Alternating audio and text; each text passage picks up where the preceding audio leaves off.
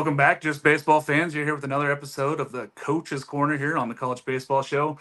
Joined by one of my favorite coaches. I know Rich and I have got to know each other over the last 5 years here. It's been outstanding. Rich Dorman, Oregon State. Welcome on the program, man. Hey, thanks for having me, Mark. Excited to talk some college baseball. Absolutely, man. There's never a bad time to talk about it, but we're getting to the end of fall ball here. Tell us just a little bit about how you got to Oregon State and what the process has been for you. Yeah, I mean, it's kind of a longer story, but I'll give you the quick version. Coach Cam and I coached together in the Mariners org for probably like 5 months. And then I left pro ball. That was my 8th year in professional baseball. That was Coach Cam's first year in pro ball. So we worked together in Clinton, Iowa for the Clinton Lumber Kings. And then I got reached out by Coach Stankiewicz. Reached out to me about, seeing if I love college or if I love coaching. I said, I'm going to do it the rest of my life. And he's like, you ever consider doing college? And I was like, yeah, I really would love to do college baseball. And it was kind of weird. The game kind of shifted. More pro guys were going to college. College guys were going to pro ball. And anyway, so transitioned in to going to Grand Canyon. And I was at GCU for 3 to 4 years. And then Mitch got the job at Oregon State, and I don't know. He reached out with some interest for me coming up here back home to Corvallis. And I don't think most people know that I actually from Oregon. I grew up in Medford, and so this was a tremendous opportunity. I played Oregon State to get back to the Northwest, and so that's kind of how it happened. And you were the first player ever drafted from Corbin, right? That's 40 minutes from my house when I grew up, so. Western Baptist. It was Western Baptist. Yeah, it was when I was in high school as well. So yeah. I mean, just cool stuff to be back in the Valley. I cover nationwide, but there's no really hesitation that I say Oregon State's my favorite team. I grew up 30 minutes north of there, getting to watch tons of Beaver baseball growing up. So getting to watch this last season and seeing you guys in Omaha was real special for me. Childhood me was trying to keep it together while I'm down there covering you guys, but just talk a little bit about what you're going to bring from last year's team to this year. I know we'll talk more about some of these players and some of these guys you're bringing back, but just a little bit of how you guys took care of business in that first year being independent, and now you're switching to second year with Omaha under the belt from last year. How do you just bring that into this year, Coach? Yeah, I feel like the guys did a tremendous job of navigating through that schedule last year. We're on the road a lot, and there was pressure to win every game. Like, we could not lose a weekend. We couldn't lose a series. And so with that being said, our guys were just focused and we handled it really well, which I felt like prepared us for the postseason. When you're on the road that much and you finally get to be at home and play at Goss with their special fans, and it was worth all the travel. And obviously it helped us earn a top 8 national seed, playing on the road so much and playing in a lot of strong opponents on the road. And so for this year, I feel like we have more home games, which is good. Our schedule is strong, really strong, high RPI teams. Like always, Coach Cannon did a tremendous job of putting that schedule into place as soon as the conference broke apart. And he went right on the phone and started calling, and he did a tremendous job. I don't think he gets enough credit for that schedule he put together last year. And then obviously this year's just as strong. So we're excited about that. Yeah, I mean, none of us really knew what the committee was going to say for an independent. It had been so long since there was an independent team. Dallas Baptist was the last one to make the tournament as an independent. Nobody really knew what they were going to give for credit and everything. But going on the road, having that high RPI, it seemed like you guys were poised and ready to make noise once you got to the postseason. Is a lot of that just having these guys have those road trips and kind of build that chemistry last year? Yeah, that was a big part of it. I feel like the leadership, of Wilson Weber and, bringing in Ivar Arquette and then just returning, Jacob Craig maturing and Gavin Turley coming into his own in his last year. And, the incomers on the mound we had, Kelge was a big part of that returning pitching, part of our pitching staff last year too. To see him, after we lost his freshman year at LSU that year, and then to get to a super regional the year before, and then last year actually kicking the door down and winning a super regional, getting, that group to Omaha was so cool and surreal. And as we're going through our practice day in Omaha, and we're shagging BP, and there's kids in the outfield begging our pitchers for balls, and just seeing that part was super surreal, and it made me, a little saddened for the guys that, the the guys that we've had, our previous seasons that we didn't quite get there. And so, but obviously experiencing with this group we had last year is super special, and, looking forward to this year as well with the group we're bringing back. And so, yeah, extremely excited about that. Yeah, I know I was on the field for all the practice day, and I was walking around having a good time with you guys and trying to let you guys get your day in. But as soon as I saw Zach Taylor, he came up, gave me a big old hug, and it was just surreal to see everybody out on that field and being a part of that and being able to talk with everybody out there. And the fans really do travel, and it was outstanding to see the Oregon State presence in Omaha. I know it's Goss East is what we call it because it's just filled with Beaver fans, and it's tremendous, and it's great to go out there and see that. Coach, I know we just released a tweet that had a stat that says the top 5 returners and strikeouts from last year. Dax Whitney, number 1, Ethan Kleinschmidt, number 2. You're also bringing back Eric Segura and Wyatt Queen and Zach Kometz, 5 guys who really would be a weekend starter for anybody else in the country. I say this is the strongest weekend rotation. Speak a little bit about those guys and your, expectations and excitement for coming into the season with those guys. Yeah, I mean, anytime you have those 2 guys at the top coming back, it's exciting, but at the same time, there's a lot of work to be done, and these guys got to continue to get better. And they've been putting in a lot of work. They had great summers with Team USA. Speaking about Whitney and Kleinschmidt, yeah. And then Eric, he's looking to have a tremendous year. Wyatt, same. Zach Kometz finally learned how to throw a slider 2 weeks ago, and it's made some big jumps. Excited about that. Zach Edwards, a kid who kind of was off the radar, and then all of a sudden we threw him. Didn't pitch for a month, threw him in the World Series, and he's throwing upper 90s. And he had a great summer in the Cape. I think he was like a second-team All-League Cape from the summer. Excited about that. And then we got a bunch of, returners.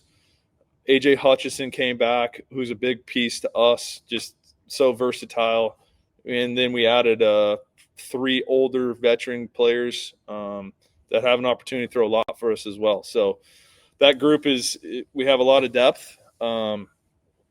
And so, I mean, that makes me sleep a little bit better at night. But at the same time, our mission in Standard is to get back to Omaha and win it. Last year was it was cool, but at the same time, a lot of unfinished business. I mean, looking back, first meeting I had with our pitching staff is like I made them go back to Omaha and feel what we felt. And like, this is where we're starting to fall right now, picking up from where we left off. So this is a great group of guys. They're super motivated, and we're excited to continue to get through this fall. It's almost over, and then get through Christmas and the holidays, and let's get it going in January. So we're fired up.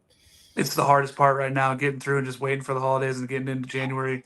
The nice thing is, Coach, now practice begins, and you guys can actually start up full practices early January, which is new this year. Talk a little bit. Does that help you guys out, like more of like a spring training almost, and getting your arms ready? Like years past, it was like those guys had to throw on their own and be ready to throw in 2-3 weeks. Now they get almost 5 weeks. Does that help you guys out at all with that spring training kind of feel? Yeah, I think pitch counts are going to be right where they need to be. Hopefully we hit that target number of opening weekend for starter multiple, like 3 weeks in a row, versus last year, the first time they got to 85 was that first opening day. And then, so now we're going to build them up. They're going to hit that number at least 2 to 3 times before we get to Arizona. And I think the players will be better for it. And so it obviously gives us more time to prepare, and preparation is super important. So yeah, we're grateful to have that the committee made that rule change and gives us more time to prepare these guys. Absolutely. And Coach, Oregon State history has been a lot of pitching and defense, 2 things that Coach Casey always promoted, things that you and Mitch promote a lot. This team comes back with a lot of pitching, a lot of really, really good defense. Just talk a little bit about what it means to be adding to that tradition of pitching and defense, Coach. I mean, there's no other way to do it. I mean, that's what Oregon State is: pitching and defense. And obviously we've had tremendous hitters and throughout the time too. Not to go discredit any of our stars that have come through Oregon State from the offensive perspective, but when you got a glove like Singer coming back, and in my opinion, the most underrated first baseman in America with Jacob Craig, what that big man can do is super impressive. And I know any infielder throwing the ball across the diamond, you got Jacob Craig over there. It's huge. And so, yeah, we've been working extremely hard. Joey Wong's been doing a tremendous job working those guys, and Brady Casper's been working our outfielders too. And so we got a lot of speed, which is good, more speed than we had last year. And then it's just a matter of finding, putting the moving parts into place, which is our best competitive lineup, both defensively and offensively. This, what we're still trying to figure out. And the fact that we have that extra time that we alluded to just a little bit ago, starting practice earlier, is going to help us out a bunch. Yeah, I know a lot of folks have reached out to me this offseason and said, what's this team going to look like? And I get the feeling, watching you guys a couple times now and talking to folks around, it's going to feel a lot more like an old school Beaver team. It's going to be pitching, defense, speed, taking the extra bags, doing the right things. Do you think that plays more, especially when you get into Omaha? I mean, that stadium is big. It's different. There's not a lot of balls leave the ballpark, more last year than previous years, but it's a tougher ballpark. And if you have that pitching and defense and speed, do you guys lean towards that just because that's the ultimate goal, to get there and win?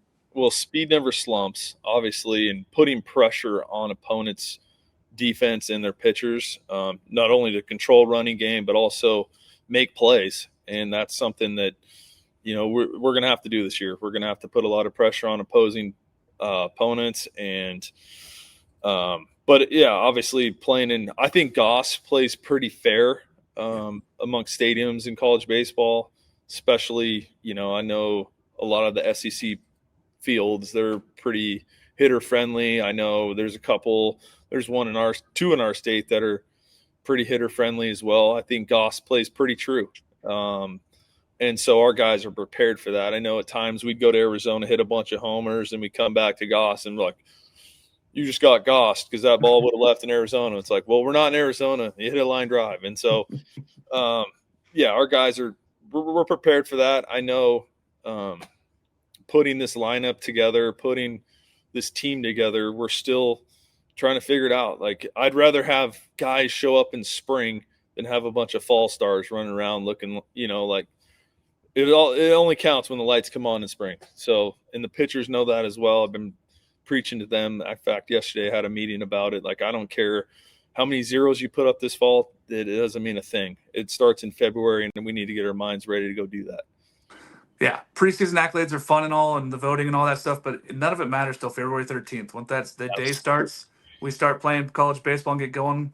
That's what really shows, is when those guys show up. Speaking of that, little bit of leadership things. You guys seem to always bring these guys back, especially on the mound, that seem to just add to what the team is and just, lead by example, lead by words. Can you speak a little bit about just the leadership qualities that you got of these guys that are returning and what they've done for these guys that have come in?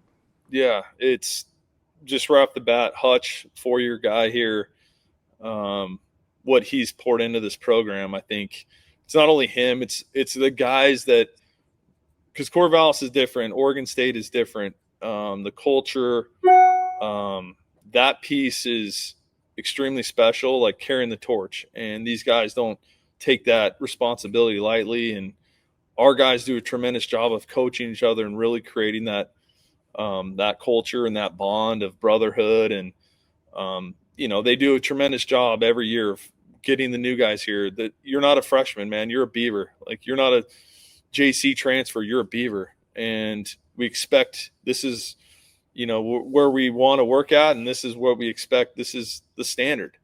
And so our guys do a tremendous job of leading them and getting them in the right frame of mind and belief. And, they're comfortable. And then it's go to work. You want respect. It's not about blabbing your mouth. It's about putting in the time and being consistent every day and showing up ready to do your job and prepare and push each other. And if you're not up to the standard, our guys do a tremendous job of policing themselves and creating that culture. Because at the end goal, it's to get our 4th national championship, and that's what this group wants.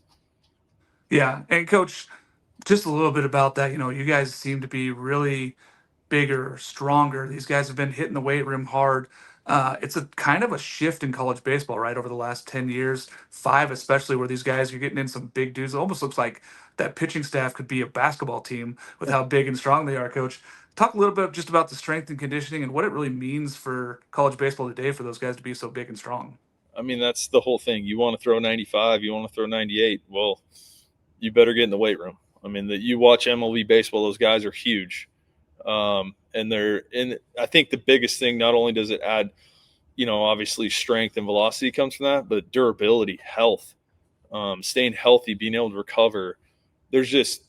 There's too many good players out there not to cut corners in recovery or diet and your sleeping habits and doing everything you can to make sure your body's prepared and ready to go compete. And our strength coach and our trainer, Mike Henriques and Jeremy Ainsworth, those support staff, man, they're the best in the country. And I'm grateful to, work with them every day as well. And it's a great relationship between us three and how we treat our players and our pitchers specifically, and just the tremendous routine we got going together. So, but yeah, you're right. The weight room's been a big deal. Mike does a tremendous job with those guys. Yeah, I mean, coming in looking, I saw it just this offseason. Those guys that have been there, they look big. I mean, they look like they put on some size, strength. It's a big thing in today's game to be bigger, faster, stronger, and it feels like the guys have really taken advantage of that and gone into it. Especially with that new facility out in center field. Talk a little bit about how nice it is just to be able to be a lot of things on campus, right there on the ballpark for you guys. Yes, having that facility in center field, Goss, we get to spend more time here at Goss, and obviously I'm grateful that they have the center field hitting lab and weight room out there. Now we're able to put together a pitching lab, and I'm able to come to work every day up top and got my desk here and, just do pitching stuff. We got a warm space to do it. Sometimes being out in our bullpen, those windy fall days here in Corvallis at times aren't desirable, but the pitching lab helps a lot. And we're very fortunate to have this facility, and just continuing to develop our guys using our force plate mount, our 3D motion capture, TrackMan, Edgertronic video. So we're able to really continue to develop our pitching staff. Absolutely. And, we talked about Goss being a little different. It's special. Mm-hmm. I try to tell people all the time, I'm like, it's the jewel of the West Coast. If you have not been to a game here, you're missing out. Come out and visit. Talk just a little bit about how special these fans are and how well they do travel for you guys, especially last year with all the travel. I mean, being in Hawaii, that was filled with Beaver fans. It was great to be there and be a part of that. And it really felt like the shift had a lot to do with the fans this year, just being able to be there. Beating Florida State at home in a super regional was that was a tough series, probably the toughest series of the year. But those fans had to play a big part, right? Yeah, I mean, I don't blame the Beaver fans for going to Hawaii. That's kind of a cool little trip for them. But I mean, Goss is, I've never heard it that loud. And there's two moments in particular. We were an elimination game against St. Mary's. We beat them. Then we had to play SC that night. And I remember talking to Joey Wong's dad, Dave Wong, in the clubhouse in between games. I'm like, man, do you think our fans are going to show up for the second game? He's like, oh yeah, they're going to be looped up. They're going to be ready to go. And I was like, oh, okay. And so first inning, bottom of the first, I think we maybe walked the leadoff hitter. Then the next guy hit a ball in the gap and we hosed the guy at home I think Arquette threw a dime and we cut the guy down at home plate. That moment at Goss, I was like, oh my, like a huge play. Yeah. But that kind of set the tone for those next two ball games against SC. And then obviously the Friday game against Florida State, Jacob Craig, 2 strikes, 2 outs. We're down whatever. And he hooks the slider down the line. We tied the game. Like, that's another moment where I was like, wow, this is unbelievable. And incredible home field advantage, incredible fans. So super cool for our players to really feel that. And to make sure that our guys did that for our fans, which was a pretty awesome moment. Yeah, it's just special. I mean, that's what it comes down to. It's a different feel. It's special for the folks who have not been to a game out there. Got to come out, visit. I'll get you hooked up with seats if you need to, but get a hold of me. You guys got to come out and visit. It's a tremendous stadium. Coach, just talk a little bit about the legacy of pitching that's been going through here. I mean, you've had All-Americans almost every single year that you've been there. Throughout tradition, Oregon State has had these pitchers that have come through. Just talk a little bit about that, how you guys just continue to bring in these guys that just fit the mold. Yeah, I think the number one thing is you're bringing in guys that want to be great. They want to go pitch on that mound. They've seen it. They've all, watch Oregon State have success, and they just want to continue to move the ball, and keep Oregon State strong. And so that's number one. I think the competitiveness, the grit, the fire. When you're in the recruiting process, I think laws of attraction is real. I feel like, in our process, we don't sugarcoat things. We don't try to oversell. And like, this is what it is. You either, want to come here, get developed by me and the rest of our staff, and just because I'm a different type of coach. I'm a big relationship-based coach. That's extremely important to me, making sure these guys have great experience, and, I challenge them to be great every day. Really care about them as people. And so I feel like that you just attract that group of guys. And so been extremely fortunate to continue. I think year one here, we had a Rapsodo, and analytics has come a long ways in this game, even from my time here at Oregon State, to now being able to develop guys in this pitching lab is extremely valuable. And so, again, Nate did a tremendous job ahead of me. I think Spence might have been the pitching coach ahead of him. And then I think Gary Henderson was a pitching coach when I was here. And so we've had a list of really good pitching coaches come through here, and obviously all under Coach Casey's leadership. And so just it's obviously an honor, and, something a job that I don't take lightly. Like, this is the best place in America to come pitch and develop yourself. And so, when we go out and we're doing early work, or we're working with our pitchers, this staff knows, like, yeah, you're pitching for this group, but you're also pitching for the Matty Boyds and all these guys that came through this program before you. The standard is here, and, it's got to continue to go this way. And, that's the thing that excites me about this job. I look forward to that every day, and just continuing to move the ball forward. Yeah, I mean, it's just at this point it's tradition, and you got to get the right guys, the right fit, and you guys keep bringing in the right players and the guys that are a good fit for what they're doing here and wanting to be Beavers. I mean, it's a want to be a Beaver and a need once you get on campus, and these guys seem to just buy into what's going on. And it's a huge thing for the success of Oregon State. Coach, what is the hardest part now? Now we're almost done with fall ball. What's the hardest part about waiting until February 13th at this point?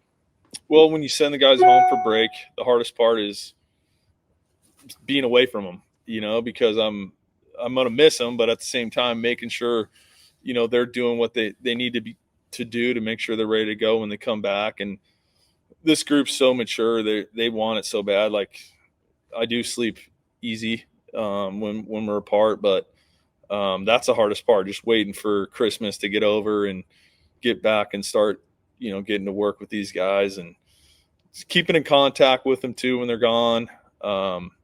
So I guess that's probably the hardest part, just the time away from them. Yeah. Yeah. I mean, they get that time for break. It's good. Everybody needs a break every once in a while, but then you got to get back after them. You get right back into it this year. Very excited for that. Coach, is there anything else you want to share with Beaver fans here before we get ready for the start of the season? I know I'm very excited for the 26th season. I think that all Beaver fans and all Beaver Nation should be. But anything you want to share with them? No, let's feel Goss. Let's be loud. Let's have fun. Let's enjoy what group we get to watch, and just really, get to watch Kleinschmidt and, for his junior year, and Segura for his junior year, and Hutch for his lot. Just really invest, I guess, in these players, and know how hard they work to be here to represent Beaver Nation. And I think keep our, whole athletic department motivated, our whole community motivated. And like, that part's special for us. And, every day we support our other athletics, and I know how important it is for our program to represent our university well, and our community and our fans. And so we're just excited to get going and represent you guys. And I know these players are extremely excited. They've worked really hard, and we're excited to get going. I'm excited and I'm embracing the moment, getting to see guys like Jacob Craig, Easton Talt, AJ Hutchison, guys I've covered for 3 years now, going to be their fourth season, their last season here at Oregon State. Can't wait. Telling all the fans, embrace it. Go to as many ball games as you can. It's tremendous to get to see those guys one last time, and hopefully, we see each other again in Omaha, Coach. Surprise, right? I, In I Texas for 2 weekends in a row. Yeah, Texas a couple weekends in a row. So can't wait, man. We're gonna get after this season.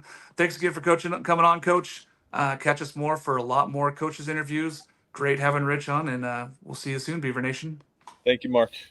Go Beavs.